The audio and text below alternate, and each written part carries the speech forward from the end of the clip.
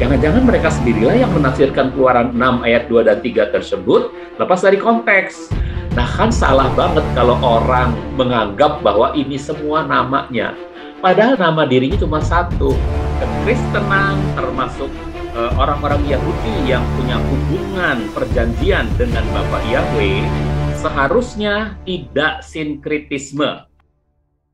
Jadi menurut pandangan mereka, seringkali para pengagung nama Yahweh gitu ya, dalam melihat dan meneliti ayat-ayat firman Tuhan terlalu menyorotinya secara harfiah sehingga lepas dari konteks katanya. Kamu nih lepas dari konteks gitu, ya. Tuduhan semacam ini justru semestinya terkena pada diri mereka sendiri. Mengapa, saudara-saudaraku? Jangan-jangan mereka sendirilah yang menafsirkan Keluaran 6 ayat 2 dan 3 tersebut lepas dari konteks, ya. Sehingga dihasilkan penafsiran seakan-akan nama Yahweh itu baru ada pada zaman Musa. Padahal jika melihat konteks Keluaran 3 ayat 15, ya, coba baca. Konteks, ini kan Keluaran 6 katanya dasarnya. Di Keluaran 6 itu baru diperkenalkan nama Yahweh katanya. Padahal di Keluaran 3 saja, di Keluaran 3 ya, jangan jauh-jauh ke kitab Kejadian. Di Keluaran 3 itu Tuhan sudah memperkenalkan namanya, ya. Dan Elohim berfirman lagi kepada Musa, katakanlah demikian kepada Bani Israel, Yahweh Elohim leluhurmu, Elohim Abraham, Elohim Ishak, Elohim Yakub telah mengutus aku kepadamu. Itulah namaku untuk selama-lamanya. Ya, oke. Jadi di Keluaran 3 saja sudah ya, Ani Yahweh, akulah Yahweh. Ya, itulah namaku untuk selama-lamanya. Jadi di situ Tuhan sudah memperkenalkan nama dirinya kepada Musa. Jadi kalau konteksnya justru sudah gitu ya, itu Yahweh. Apalagi jika lebih jauh kita lihat Kejadian 15 ayat 7 misalnya, ya. Dan dia berfirman, Yahweh berfirman kepadanya, kepada Abraham, akulah Yahweh yang membawa engkau keluar dari Ur Kasdim untuk memberikan negeri ini kepadamu untuk mewarisinya. Jadi Yahweh sudah memperkenalkan diri kepada Abraham. Lalu kepada Ishak 26 ayat 5, ini kepada Abrahamnya Ani Yahweh gitu ya, kepada Ishak. Dan dia mendirikan mezbah di sana dan memanggil nama Yahweh. Ishak memanggil nama Yahweh berarti Ishak sudah kenal Yahweh siapa ya.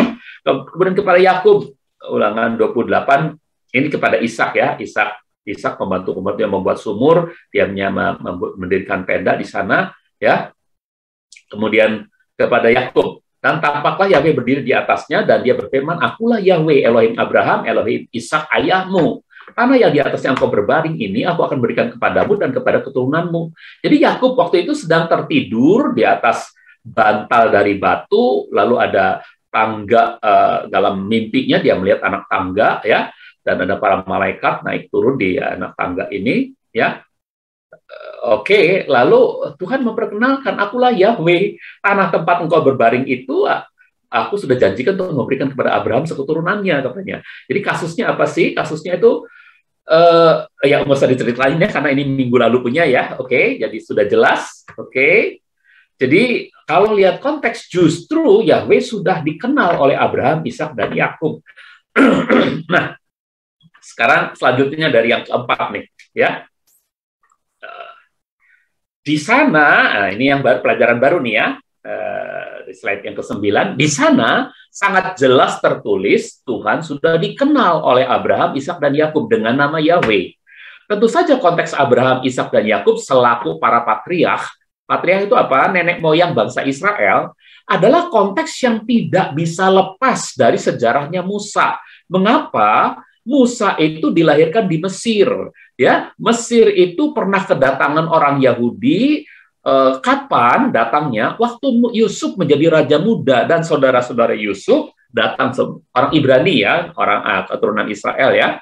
Saudara-saudara Yusuf semua pindah ke sana, termasuk Yakub juga ikut sampai meninggal. Dan kemudian tulang-tulangnya dibawa waktu Yusuf meninggal, tulang-tulang Yakub juga dibawa kembali ke tanah perjanjian, ke Kanaan. Tapi mereka tinggal di sana 430 tahun kemudian lahirlah Musa. Ya, bukan 430 ya, tentu Musa 120 tahun sebelumnya, karena umur Musa ini adalah 120 tahun ya. Jadi 80 tahun kemudian, ya, kurang dari 430 dikurangi 80 tahun, karena Musa mulai melayani itu adalah pada usia 80 tahun. Nah, coba saudara-saudara lihat ya. orang-orang Yahudi bertambah banyak di Mesir dan Musa ada di sana. Musa itu keturunannya Yakub pasti ya, dari suku Lewi. Oke ya, kita kenal betul itu. Berarti konteks para patria itu nggak bisa lepas dari sejarahnya Musa. Kecuali jika ada orang yang tidak percaya bahwa para patriark adalah tokoh yang benar-benar hidup dan menyejarah. Di antara orang yang menyebut dirinya Kristen, ternyata ada para ahli-ahli liberal, saudara-saudara. Mereka nggak percaya kalau Abraham, Ishak, dan Yakub itu menyejarah. Mereka taunya itu mitos, ya, itu fiksi. Makanya ada orang-orang semacam ya yang ngomong fiksi lah, kitab itu fiksi itu, sudah tentu tahu ya. Kemudian apabila dalam kitab Kejadian jelas-jelas tertulis bahwa nama Yahweh sudah dikenal oleh Abraham, Ishak, dan Yakub, nah itu siapa sih nih? Ini sorry para ahli itu yang menyebutkan bahwa itu adalah fiksi itu, ya, yang mengatakan bahwa penulis Alkitab itu terdiri dari penulis Pentateuch itu terdiri dari 4, yaitu kaum Yahwis, kaum Elohis, kaum Priestly, dan kaum Deuteronomis, ya. Mereka mengambil katanya kalau cerita-cerita tentang ini folk tradition aja, ini cerita rakyat yang kebanyakan gitu, cerita rakyat itu antara lain katanya dalam cerita itu ada tentang persaingan antar saudara, misalnya Ishak itu menang dari Ismail, kemudian Yakub itu menang dari Esau, gitu, persaingan antar saudara gitu ya. Kemudian tentang istri yang mandul gitu. Ini dianggapnya ini mitos saja ya, fiksi, tradisi lisan saja gitu ya. Nah, jadi inilah yang oleh para ahli sejarah yang percaya pada documentary hypothesis namanya. Documentary hypothesis. Documentary hypothesis ini adalah karya dari para ahli liberal, saudara-saudara ya. Mereka nggak percaya bahwa Pentateuch itu adalah tulisannya Musa. Mereka percaya itu tulisannya orang-orang yang sejaman dengan pembuangan atau sesudah pembuangan gitu ya. Oke. Jadi ini ada 4 J, E, D, P. Nah, nanti ada karyanya, ada campuran antara J dan E, artinya di karya itu ada tulisan Yahweh, tapi ada tulisan Elohim juga katanya. Lalu ada karya Deuteronomy, ada karya Priestly ya. Nah, kemudian jadilah digabung ini jadi CEPD. Ini yang jadi Pentateuch ya, kelima kitab Musa. Yesus bilang yang penulis Pentateuch adalah Musa. Tapi mereka, para ahli bilang, bukan. Itu para Yahwis, para Elohis, Deuteronomis, dan Priest. Ya. Oke, nah, saudara mau percaya Yesus atau percaya mereka, terserah. Ya. Nah, sekarang boleh jadi problemnya terletak pada masalah penerjemahan Keluaran 6 ayat 2 dan 3 tersebut, saudara-saudara. Ya. Oh ya, ini tentang documentary hypothesis ini. Hipotesis ini is the claim that the book of Moses consisting of Genesis to Deuteronomy are the product of 4 authors. Jadi ini produk dari 4 penulis ya, and 4 different perspective, dalam 4 perspektif yang berbeda ya. Untuk menemukan mitos-mitos katanya dari bangsa Israel. Jadi kisah Abraham dianggapnya mitos, saudara-saudara. Ya, inilah namanya kaum liberal, saudara-saudara. Nah, yuk sekarang kita lihat Keluaran 6 ayat 2 dan 3. Mengapa dijadikan patokan bahwa nama Yahweh itu sebetulnya baru dikenal kok di Keluaran. Jadi nggak ada tuh di Kejadian. Ya, sebagaimana tadi uraikan sebelumnya bahwa KSLT menerjemahkan bagian akhir Keluaran 6 ayat 3 tersebut dengan kalimat tanya retoris demikian. Dan namaku Yahweh, bukankah aku sudah dikenal oleh mereka? Saudara. Ya, dan berfirman Elohim kepada Musa, dia berkata kepadanya, akulah Yahweh, dan aku telah menampakkan diri kepada Abraham, Ishak, dan Yakub sebagai El Shaddai. Dan namaku Yahweh, bukankah aku sudah dikenal oleh mereka? Saudara-saudara, itu terjemahan dari ILT, sebab dari kata lo nodati ini, ya, usemi Yahweh, ya, lo nodati lahem. Jadi, dan namaku Yahweh, bukankah Ini aku sudah dikenal nih, Nodati itu aku sudah dikenal oleh mereka gitu ya. Nah, memang ada sedikit kekurangan dari penerjemahan ini, yaitu makin serak lagi kalau di sini ada ha lo gitu. Kalau ada ha lo itu udah pasti terjemahannya nggak mungkin bisa disangkal gitu ya. Ini bisa jadi kan ada kerusakan naskah, bisa jadi juga. Tapi kalau lo aja ini juga masih ada kemungkinan bisa diterjemahkan demikian. Mengapa? Karena ininya itu sudah dikenal. Kalau tidak sudah dikenal kan nggak enak. Kalau tidak ya tidak dikenal saja gitu ya. Bukan pakai kata sudah dikenal. Ini katanya sudah dikenal, perfect, saudara-saudara. Ya, mana buktinya? Oh, kelihatan bukti ya. Oke lah. Nah, ini dia nih di sini nih. Penerjemahan di atas memang berbeda dengan versi-versi terjemahan kitab suci lainnya, ya. Jadi penerjemahan ILT itu beda dengan terjemahan kitab suci lainnya. Namun dalam versi King James saja kita dapati lo nodati itu diterjemahkan was I not known. Was I not known. Jadi sebuah kalimat tanya retoris ya, yang bisa diterjemahkan bisa bermakna begini kalau kita terjemahkan bebas ya. Apakah aku tidak dikenal oleh mereka? Pertanyaan retoris, bukan dan namaku Yahweh aku belum dikenal. Bukan begitu, tapi ya, apakah aku tidak dikenal oleh mereka?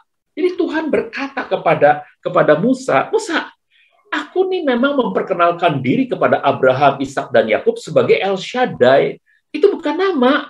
El Shaddai itu artinya Tuhan yang Maha Kuasa. Musa, aku memperkenalkan diri kepada Abraham, Ishak dan Yakub itu sebagai, bukan dengan nama, bukan sebagai. Artinya apa? Artinya predikatnya, sifat dirinya sebagai Tuhan Maha Kuasa. Dan dengan namaku Yahweh, apakah aku tidak dikenal oleh mereka? Itu, saudaraku, kalau kita mau pakai versi King James saja ya. Jadi kalimat tanya retorisnya begitu, apakah aku tidak dikenal oleh mereka?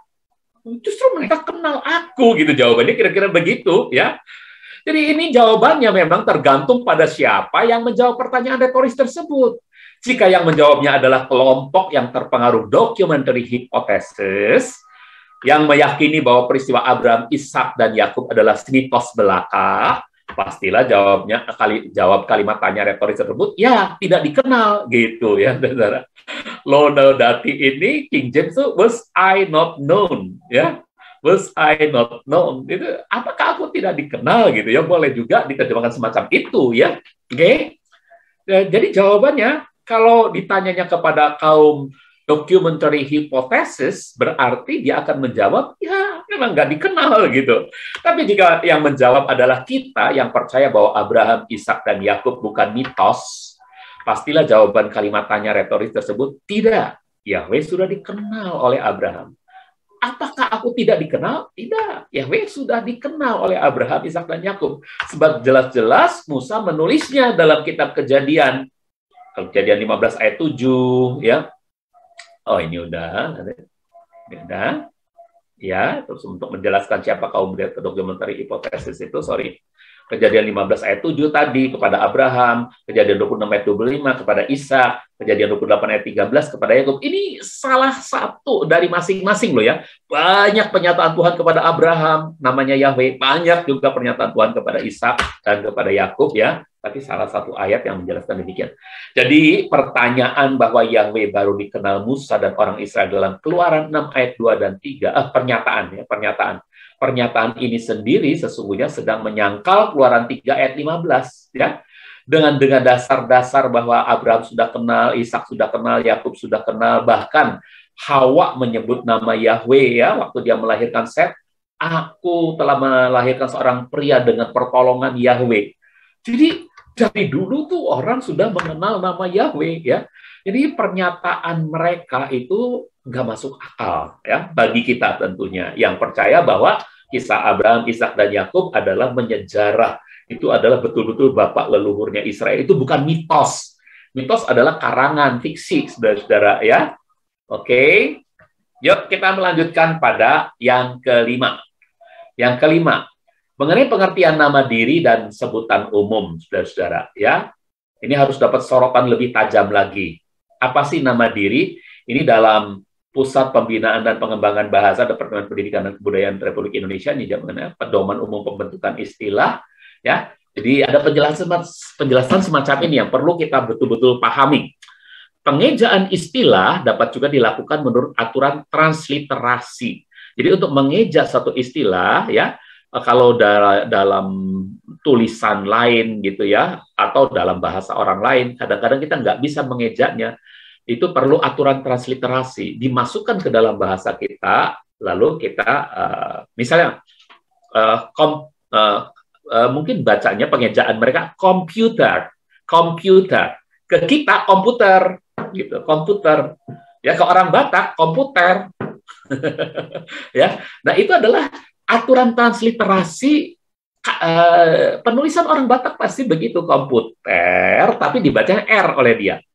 Oleh orang-orang Indonesia dan bahasa Indonesia lainnya, komputer tulisannya pakai K, ya. Itu adalah transliterasi dari komputernya orang berbahasa Inggris gitu ya. Nah, ini adalah apa? Yakni penggantian huruf demi huruf dari abjad yang satu ke abjad yang lain. Nah, lepas dari bunyi lafal sebenarnya. Jadi lafal sebenarnya kan komputer, oke? Okay? Tapi ke dalam bahasa Indonesia komputer, udah komputer ya. Nah, hal itu ditetapkan menurut anjuran ISO. Jadi ISO itu menganjurkan demikian ya.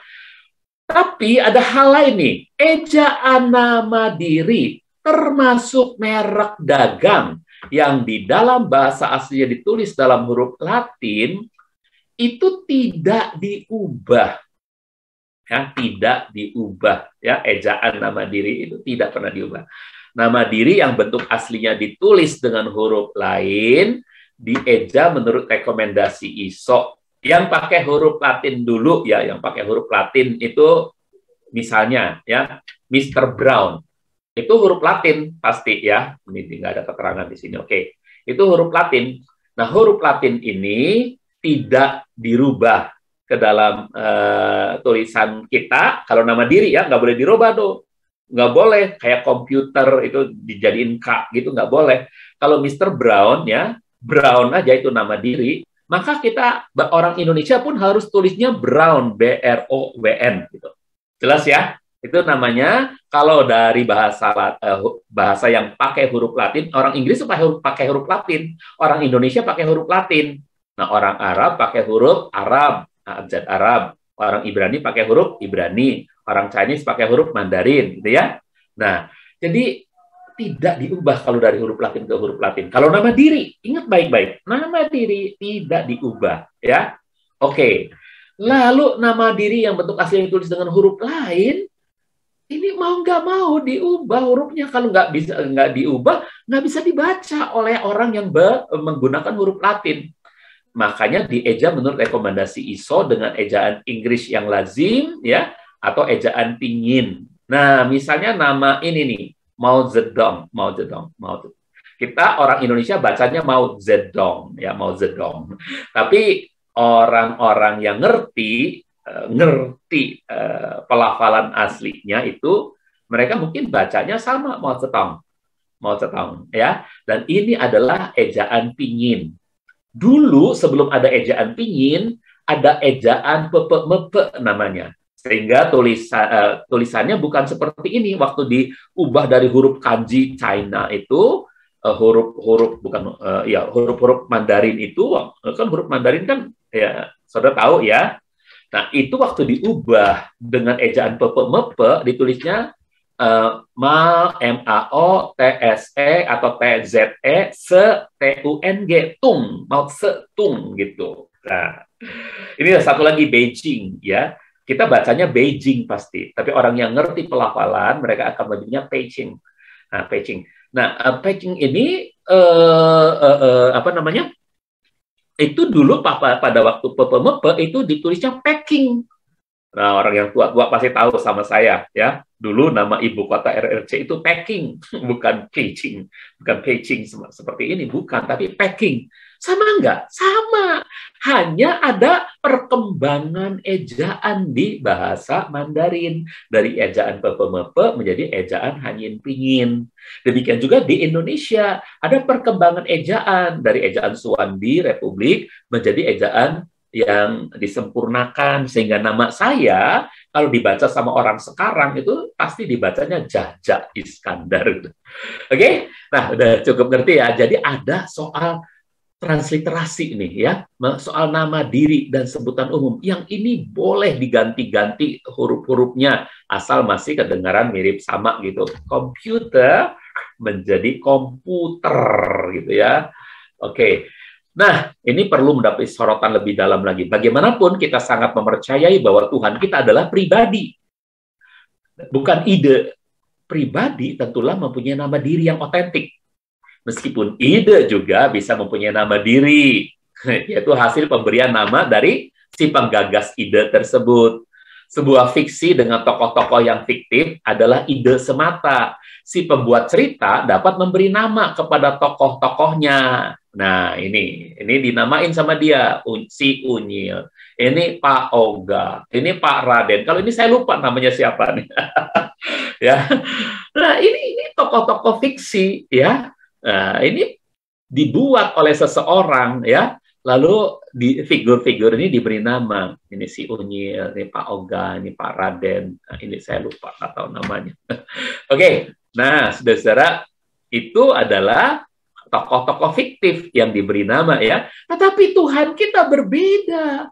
Dari dirinya dan dalam kekekalannya, dia pasti sudah punya nama diri. Betul nggak, saudara? Oh iya, ini belum dulu. Sebab dia bukanlah tokoh fiktif. Dia mungkin saja mendapatkan sebutan umum. Jadi Tuhan kita bisa nggak dapat sebutan umum dari manusia? Bisa. Dia mendapat sebutan umum dari pihak manusia? Bisa. Ya, seperti saudara kita bilang, maha besar gitu ya. Itu sebutan umum bagi Tuhannya ya. Bagi Tuhan kita juga kita bisa berkata, Engkaulah kekasihku. Terserah kita mau katakan apa. Engkaulah tabibku. Silakan ya.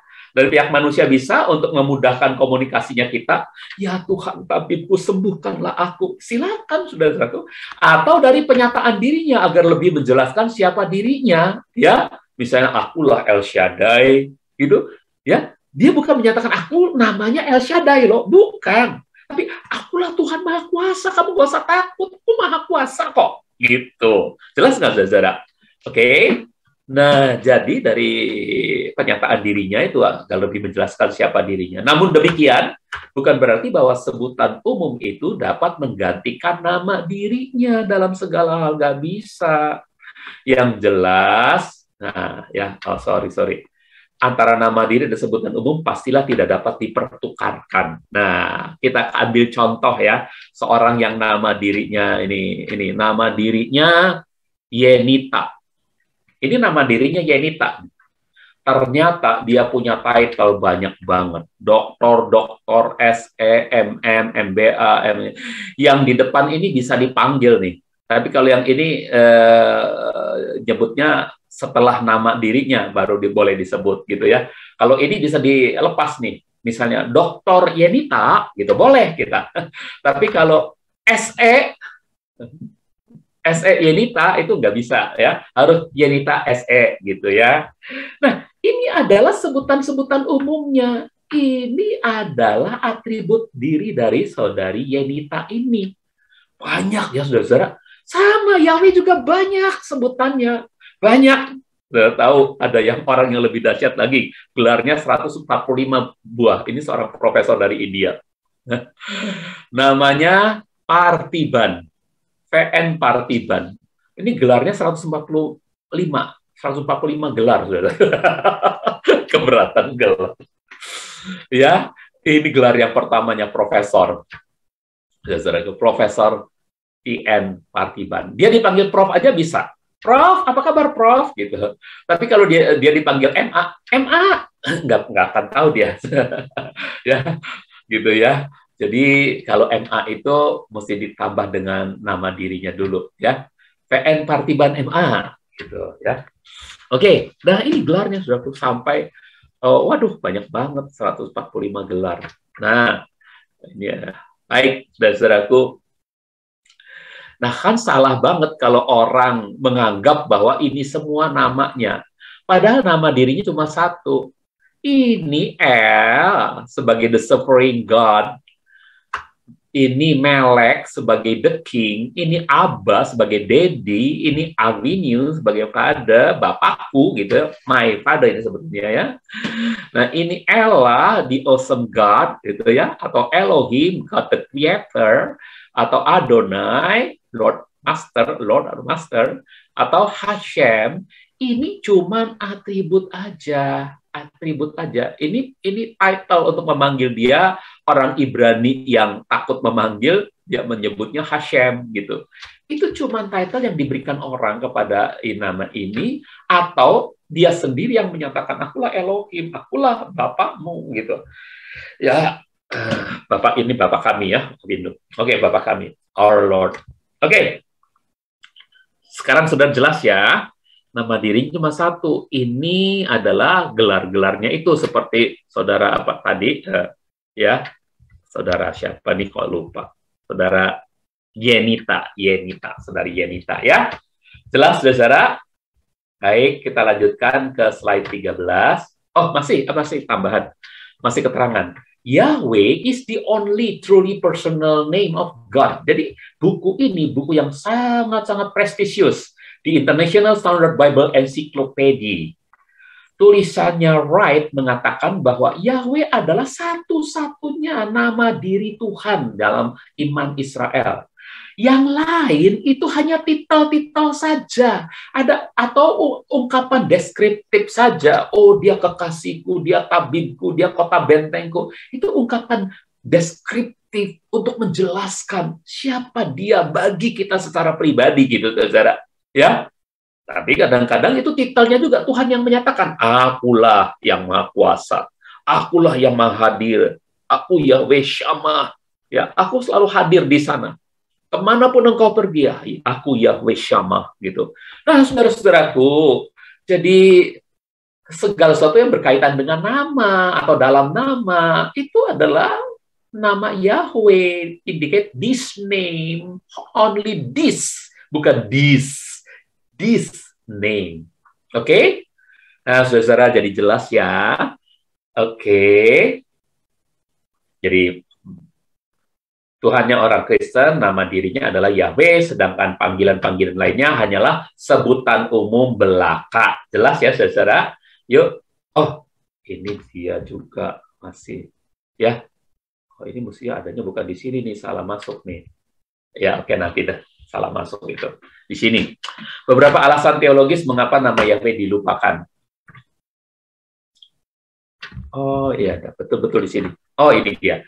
Termasuk TBLAI yang memuat catatan tentang Yahweh. Ada kamus Alkitab di bagian akhir buku Alkitab pada entry kata Tuhan. Jadi itu ya tadi saudaraku ya. Nah, entry kata Tuhan terus salinan dari nama Elohimnya Israel yaitu Yahweh. Jadi TBLAI juga mengakui ya kalau versi-versi hampir semua versi Alkitab dari berbagai alasan ya, apalagi versi-versi terjemahan kitab suci paling kuno mengaku bahwa Yahweh adalah nama Tuhannya orang Israel, termasuk TBLAI yang memuat catatan tentang Yahweh itu pada kamus Alkitab di bagian akhir ya. Jadi tidak pernah ada sebuah versi kitab suci yang berani menyebutkan bahwa dalam prakatanya ya, berani menyebutkan bahwa El, Elohim, ataupun Elah adalah proper name, nama diri. Nggak ada yang berani. Tapi banyak orang menganggap El, Elohim, ataupun Eloah itu adalah namanya Tuhan. Ya. Tapi kalau menganggap nama diri, nggak ada yang berani. Karena apa? Karena mereka tahu El, Elohim, dan Eloah itu common noun, ya. Nah, jadi sayangnya itu dianggap nama diri seperti tulisan yang ini nih, ya. Dianggapnya ini nama diri, ini namanya Tuhan loh, ini namanya Melek itu namanya Tuhan loh. Ya masa namanya Tuhan Raja sih? Namanya Tuhan siapa? Tuhanmu namanya siapa? Tuhan huruf besar semua. Aduh, bingung dong orang. Nama Tuhan orang Kristen siapa? Tuhan huruf besar semua. Ditanya nama kok jawabannya sama ya, sama jabatan ya. Itu kan artinya title-nya nama dengan title Tuhan itu bagi kamu itu siapa? Lalu dijawab title-nya juga Tuhan dengan huruf besar semua. Kan aneh, saudara-saudara. Ya, oke. Yuk sekarang kita lanjutkan. Nah, jadi semua orang tahu bahwa El, Elohim, Eloah adalah sebutan umum belaka. Jika demikian, dapatlah dipastikan bahwa nama diri Tuhannya orang Kristen atau juga Tuhannya orang Kristen, Tuhan orang Israel atau juga Tuhannya orang Kristen adalah Yahweh. Sedangkan panggilan-panggilan lainnya hanyalah sebutan umum belaka. Oh iya, saya kurang dari depannya menjelaskannya. Baik, sekarang kita lanjutkan pada slide ke-13. Pelan-pelan deh. Sekarang udah jam berapa? Kalau udah waktunya 7.47, 20. Oke. Ke-6, masih 3 menit lagi deh ya. Ke-6 sekarang, masih mengenai nama diri dan sebutan umum. Ya, tapi ini alasan yang ke-6. Ada 10 alasan, ini baru ke-6. Alasan teologis yang paling pas untuk mengungkapkan bahwa nama diri dan sebutan umum tidak dapat dipertukarkan adalah adanya beberapa ayat kitab suci yang memuat nama diri dan sebutan umum secara bersamaan, namun bukan dalam kesejajaran yang sama kualitasnya. Jadi bisa ada disanding itu nama diri Tuhan dengan sebutan umumnya, kayak tadi tuh siapa tuh yang gelarnya banyak ya, itu disanding dengan sebutan umumnya banyak, ada. Nih contohnya ya, Ulangan 10 ayat 17. Sebab Yahweh Elohimmu, dialah Elohim atas segala ilah dan Tuhan atas segala tuan. Elohim yang besar, yang perkasa dan yang ditakuti, yang tidak memandang muka, juga tidak menerima suap. Jadi lihat, ini nama dirinya disandingkan dengan predikatnya, title-nya Elohimmu, ya artinya Tuhan penciptamu tuh ya. Dialah Elohim atas segala ilah, dialah Tuhan atas segala ilah ya. Dan dia adalah Tuhan atas segala tuan, atas segala majikan ya. Dia adalah master yang paling top di atas segala majikan, dan dia adalah Elohim yang besar, yang perkasa gitu. Nah, El yang besar. Jadi di sini ternyata tulisan-tulisannya nih ya masing-masing. Yuk kita lihat tulisannya masing-masing. Itu dia. Yahweh, Yahwehnya ada nama diri. Elohimmu, tertulisnya seperti ini nih. Ya. Elohim. Elohim ini ya, Elohim ini ya adalah disejajarkan dengan Yahweh ya. Tapi bukan sama kualitasnya, tidak sama. Memang ada sejajar ditulis, tapi tidak sama kualitasnya. Karena yang ini nama diri, yang ini sebutan umum. Lalu ada lagi, dialah Elohi, Elohe, ya, dialah Elohim atas segala ilah. Elohe, ya, Ha Elohim. Dialah Elohe, Ha Elohim. Elohim atas segala ilah. Dan Adonai, ini Adonai, ya, Ha Adonim. Ha Adonim. Dia adalah El, HL, dia adalah HL yang besar, yang perkasa, yang ditakuti, yang tidak memandang muka, juga tidak menerima suap. Jadi ini title-titlenya bisa ada di belakang nama Yahweh, bisa ada, tapi tidak bisa dipertukarkan. Apa maksudnya dipertukarkan? Nah, kita lanjut ya. Dari ayat tersebut di atas, kita dapati fakta bahwa kata Yahweh, Elohim, Elohe, Elohim, Adonai, Adonim, dan El muncul secara bersama-sama. Namun sangat jelas perbedaan kualitas di antara kata Yahweh dengan keenam kata lainnya. Sehingga tidak mungkin dapat dipertukarkan tempatnya dengan keenamnya. Ya, sebab Yahweh adalah nama diri. Sementara keenam kata lainnya adalah sebutan umum saja. Apa sih Pak maksudnya dipertukarkan? Begini loh misalnya ya. Sebab Elohim ya, sebab Elohim adalah Yahwehmu gitu. Sebab Elohim Yahwehmu itu nggak bisa, saudara-saudara ya. Elohim Yahwehmu gitu ya, nggak bisa. Dialah Yahweh atas segala ilah. Itu nggak bisa, saudara-saudaraku. Ya, nggak bisa. Oke? Jadi nggak bisa dipertukarkan itu. Ya. Dan dialah, misalnya, di sini ada kata Tuhannya, dialah Yahweh atas segala adonim. Tidak bisa. Dialah Yahweh yang besar, gitu. Padahal di sininya Elohim, Elohim ya.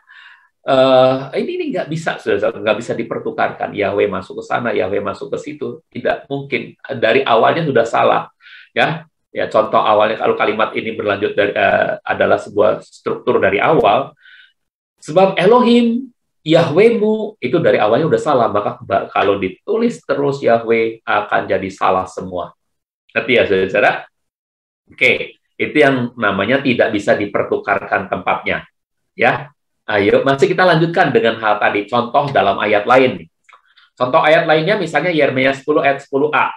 Nah, bunyinya begini nih. Namun Yahweh adalah Elohim kebenaran. Dia adalah Elohim yang hidup dan Raja yang kekal. Jadi nggak bisa. Namun Elohim adalah Yahweh kebenaran gitu.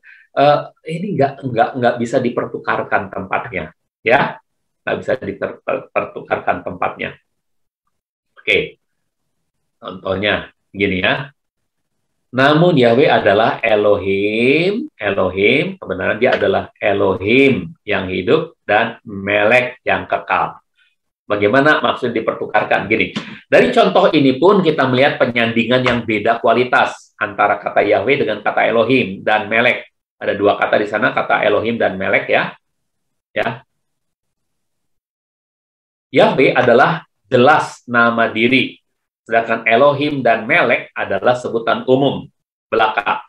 Maka antara Yahweh dengan keduanya, dengan Elohim dan Melek, tidak mungkin dapat dipertukarkan tempatnya. Kalimat itu tidak mungkin menjadi, namun Elohim adalah Yahweh kebenaran. Gitu. Atau namun Melek adalah Yahweh yang kekal. Gitu. Nggak bisa. Namun Melek itu siapa? Gitu ya. Ya. Elohim itu siapa? Elohim itu bisa Tuhannya orang lain juga, ya. Ya.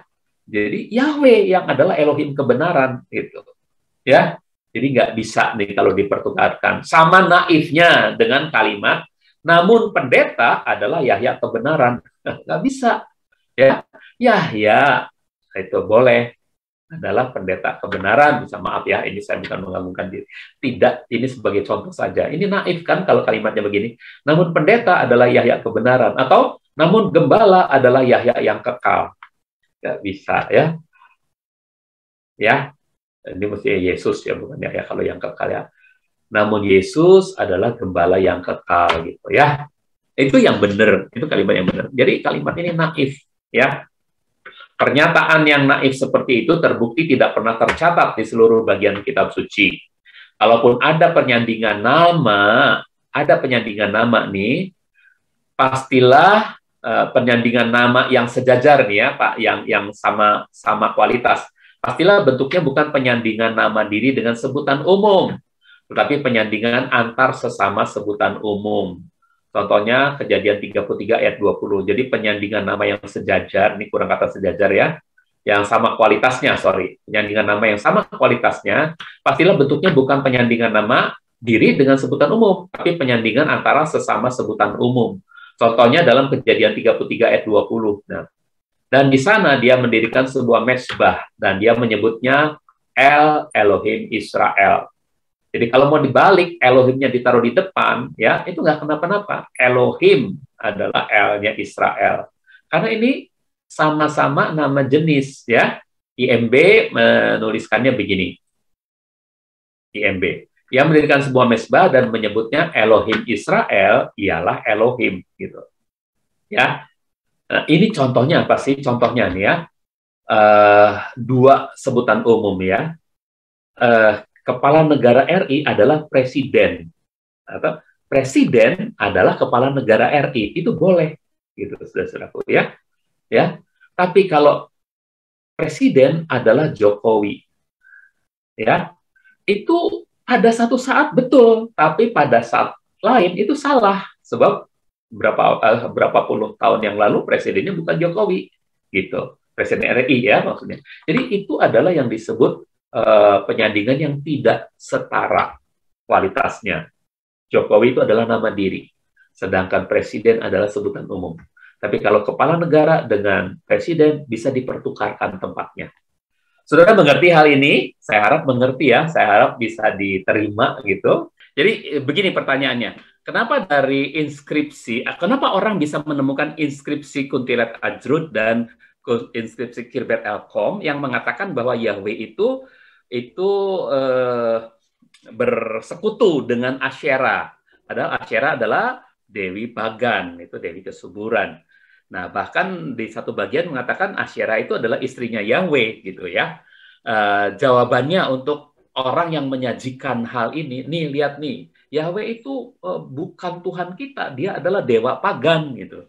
Dia adalah dewa dewi sama seperti dewa dewi Baal, Asitoret dan lainnya sama karena ada bukti nih. Nah, ternyata ada orang-orang yang menemukan dari penggalian arkeologi bahwa nama Yahweh itu tertulis dalam inskripsi. Inskripsi itu adalah hasil penemuan arkeologis ya.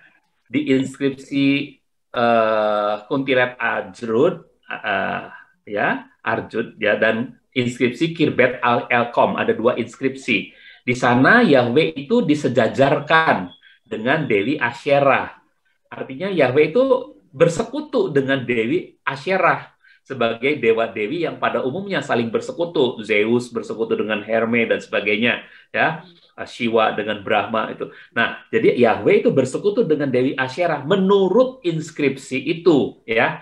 Bahkan di inskripsi itu dituliskan bahwa Yahweh itu istrinya adalah Asyerah gitu. Nah, bagaimana saudara-saudara menjawab kalau ada orang yang menyatakan seperti itu? Oh, Yahweh itu bukan Tuhan kita. Buktinya ini Yahweh itu adalah dewa, dewi sama seperti dewa-dewi pagan lainnya. Dia dapat penemuan nih dari Khirbet el-Qom dan dari Kuntilanak Ajrud gitu ya. Oke, saya kelompok 2. Terima kasih atas waktu yang diberikan. Tadi kami kelompok 2 itu ada saya, Ibu Apri, lalu ada Pak Agus dan Pak Vicky. Ada 4 orang.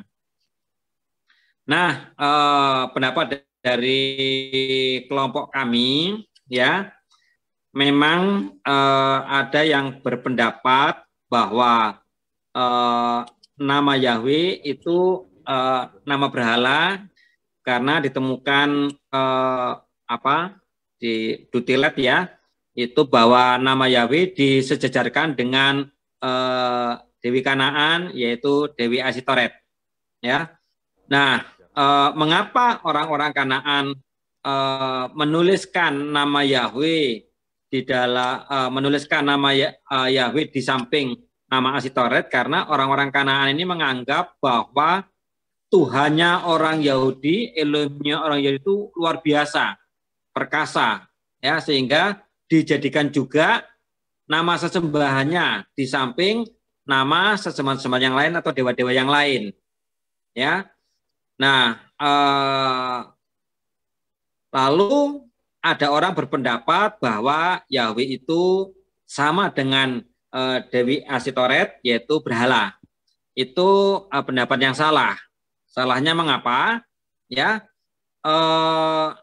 memang banyak kasus ya, tidak hanya nama Yahweh, nama Yesua pun itu di India itu dijadikan satu nama-nama dari salah satu nama dewa-dewa orang India. Orang India itu dewanya banyak. Nah, karena orang India juga melihat ini Tuhannya orang Kristen luar biasa, hebat, perkasa gitu ya. Jawab doa juga, lalu dijadikan juga salah satu nama dewanya dari dewa-dewa yang lain. Nah, kalau ada orang berpendapat bahwa Yesua juga berhala, itu salah juga, ya kan? Ya, jadi Yahweh meskipun disanding dengan dewa-dewa yang lain, dia bukanlah berhala atau dewa bikinan manusia. Dia tetap Elohim yang berkuasa, Tuhan yang maha perkasa, dan lain sebagainya. Itu. Jadi salah kalau orang berpendapat bahwa Yahweh adalah salah satu dewa Kanaan. Ya, Oke. mungkin itu kita cukup Pak ya. Ya, terima kasih Pak Gesom. Silakan. Ya, jawaban saya saja. pertama sesuai dengan firman Tuhan bahwa nama Yahweh disejarkan dengan Asetoret atau disamakan dengan Asetoret. Katakan ayat al-pada padamu dan lain. Itu yang keduanya, Yahweh tidak mau disejajarkan dengan siapa saja, yaitu di dalam Yesaya 46 ayat yang kelima yang bunyinya demikian.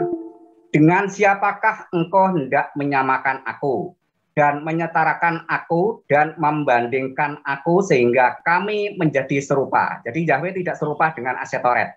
Itu cukup. Nah, yang berikutnya Pak, di dalam Yesaya 45 yang mengatakan demikian, 45 ayat 5, akulah Yahweh dan tidak ada yang lain selain aku. Tidak ada Elohim. Aku akan memperlengkapimu walaupun engkau tidak mengenal aku. Jadi tidak ada Elohim selain Yahweh. Jadi kalau ada orang yang mengatakan bahwa Asetoret itu adalah Yahweh, itu asumsi, pendapat, dan persepsi orang.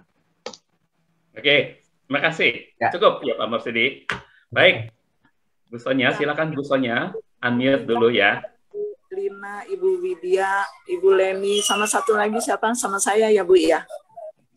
Ya. Lupa kelompoknya. Iya, di kelompok 3. Jadi Bapak Yahweh nggak bisa disejajarkan dengan Asitoret, karena Asitoret itu berhala. Kalau Bapak Yahweh pencipta, dan itu bisa dibuktikan dengan perkataannya Bapak Yahweh sendiri. Kalau Asitoret nggak bisa menyatakan dirinya. Kalau Bapak Yahweh katakan, saya tidak memberikan kemuliaanku kepada patung dan kepada berhala. Jadi ya Bapak Yahweh itu sendiri adalah Tuhan.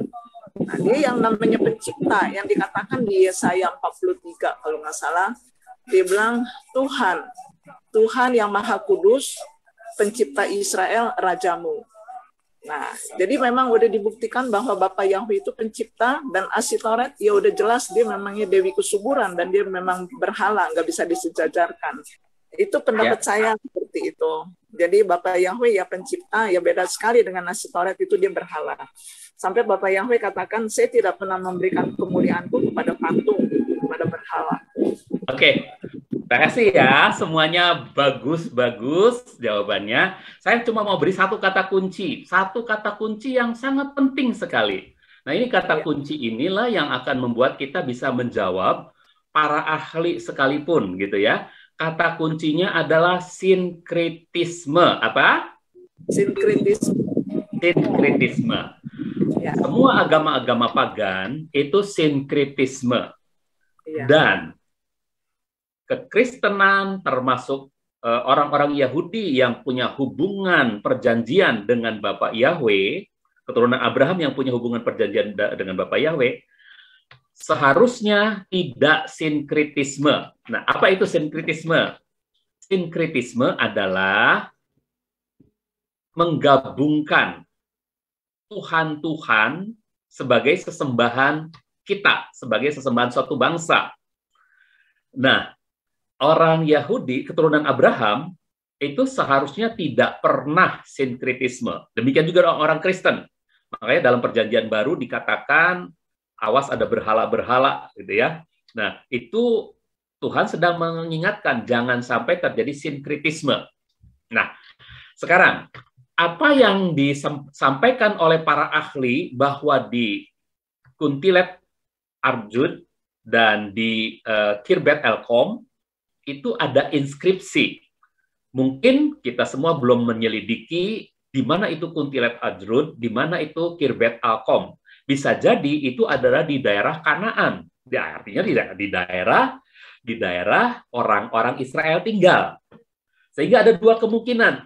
Kalau itu adalah berasal, kalau inskripsi itu berasal dari bangsa bukan Israel, kalau itu adalah tulisan dari orang-orang yang beragama pagan, yang menyembah dewa-dewi seperti yang Pak Gersom tadi katakan, maka artinya orang-orang itu atau bangsa-bangsa itu sedang melakukan sinkretisme. Mereka punya dewa-dewi, tapi begitu negeri mereka dikalahkan oleh orang Israel atau dikalahkan oleh bangsa lain, dianggap dewanya bangsa lain itu juga hebat. Karena itu ikut disembah. Sehingga mereka membuatlah cerita mitos tentang dewa yang baru ini, gitu ya, disandingkan dengan dewa-dewi lainnya. Tapi kalau itu terjadi dan dilakukan oleh orang Israel, ingat, orang Israel sendiri pernah terjebak sinkritisme, terutama pada zaman raja-raja. Ya, dimulai dari zaman hakim-hakim, ya, pada zaman raja-raja, bahkan pada waktu Musa membawa 2 loh batu, mereka juga melakukan sinkritisme dengan menyembah patung anak lembu, ya. Nah, itulah yang dilarang oleh Yahweh. Kalau hal ini terjadi pada bangsa Israel, berarti pada waktu itu, maksudnya begini, kalau tulisan itu adalah tulisan murni orang Israel, keturunan Abraham, bahwa ada Yahweh bersanding dengan Ashitoret, berarti orang Israel sedang sinkritisme. Jelas ya, saudara? Nah, karena orang Israel sedang bersinkritisme, itu artinya orang Israel waktu itu sedang melupakan pesan Yahweh. Dia ingat nama Yahweh, tapi dia sandingkan dengan nama dewa-dewi lain. Mungkin pada waktu itu mereka kekeringan, lalu ada bangsa yang mengalahkan mereka, lalu tiba-tiba mereka hidup bersama-sama dengan bangsa yang mengalahkannya ini, dan ternyata tanah mereka jadi subur, ada banyak air hujan turun, lalu mereka berpikir, wah, Dewi Asyera ini hebat juga. Ya udahlah, jadiin satu saja. Nah, kita sembah sama-sama. Ini dia yang disebut sinkritisme, ya saudara. Jadi saudara siapkan jawaban dengan kata kunci itu, sinkritisme. Sehingga kalau penulis dari inskripsi itu, prasasti itu, adalah bangsa lain, bukan bangsa Israel. Artinya bangsa itu sedang melakukan sinkritisme sebagaimana kebiasaan mereka. Tapi kalau penulis inskripsi itu, penulis prasasti itu adalah bangsa Israel sendiri, itu artinya bangsa Israel waktu menulis itu sedang jatuh dalam sinkritisme.